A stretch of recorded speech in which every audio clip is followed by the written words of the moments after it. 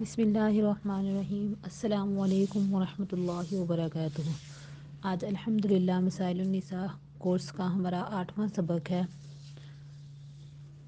وہ بھی حیض اور نفاس کے کچھ مسائل کے بارے میں ہے کہ لڑکی کو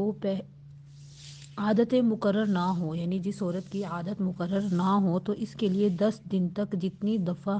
خون آئے وہ سب حیض ہے۔ اگر کبھی 10 دن رات سے زیادہ خون آ جائے تو دیکھو اس سے پہلے مہینے میں کتنے دن حیض آیا تھا، جتنے دن آیا ہو اتنے دن حیض کے سمجھے جائیں گے، باقی سب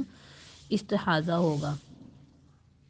شروع کے 1 یا 2 دن خون آئے، پھر بیچ میں 15 دن پاک رہے، پھر 1 یا 2 دن خون آئے تو کیا حکم ہے؟ تو شروع میں اور آخر میں 1 یا 2 دن جو خون آیا وہ بھی حیض نہیں بلکہ مسلسل جو خون آ رہا ہے وہ استحاضہ کا شمار ہوگا۔ 55 سال یا اس سے زیادہ عمر والی عورت کو خون آنا 55 سال یا اس سے زیادہ عمر والی عورت خالص سرخ یا سرخ مائل بس سیاہی خون نہ آئے تو اس کے علاوہ دوسری رنگت کا خون آئے تو یہ استحاضہ ہے، حیض شمار نہیں ہوگا۔ نفاس کا خون 40 دن سے بڑھ جائے، اگر نفاس کا خون 40 دن سے بڑھ گیا، اگر پہل یہی بچہ ہوا ہے تو 40 دن نفاس کے ہیں اور جتنے دن اس سے زیادہ آیا وہ استحاضہ ہوگا، لہٰذا 40 دن کے بعد نہائے اور نماز پڑھنا شروع کر دے اور خون بند ہونے کا انتظار نہ کرے۔ اگر یہ پہلا بچہ نہیں بلکہ اس سے پہلے بھی بچہ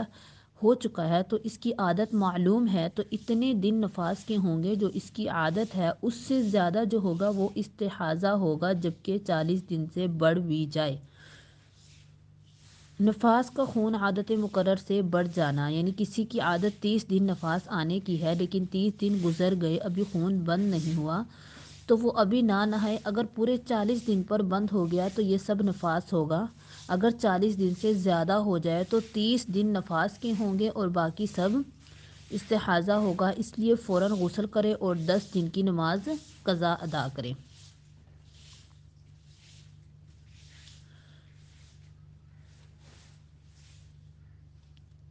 استحاضہ کا حکم۔ استحاضہ کا حکم ہے کہ استحاضہ کے خون کا حکم معذور کے حکم کی طرح ہے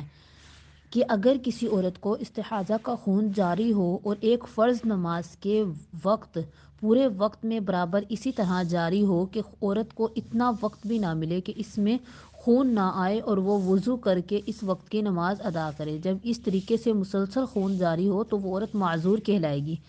اور اگر عورت کو اتنا وقت مل جاتا ہے جس میں طہارت کے ساتھ وہ وقت کی فرض نماز پڑھ لے تو اس دوران خون نہ آئے تو پھر یہ شرعاً معذور کے حکم میں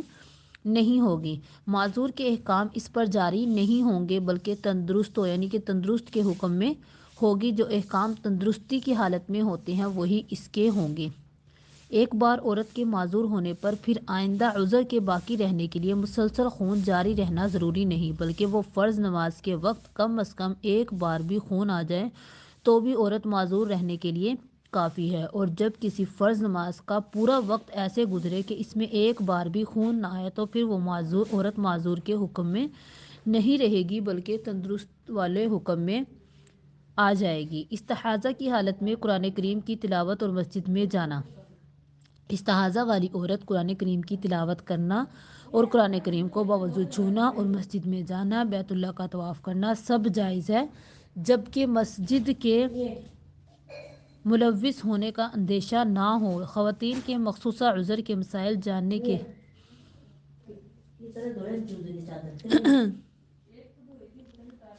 وما علینا الا البلاغ المبین۔ السلام علیکم ورحمۃ اللہ وبرکاتہ۔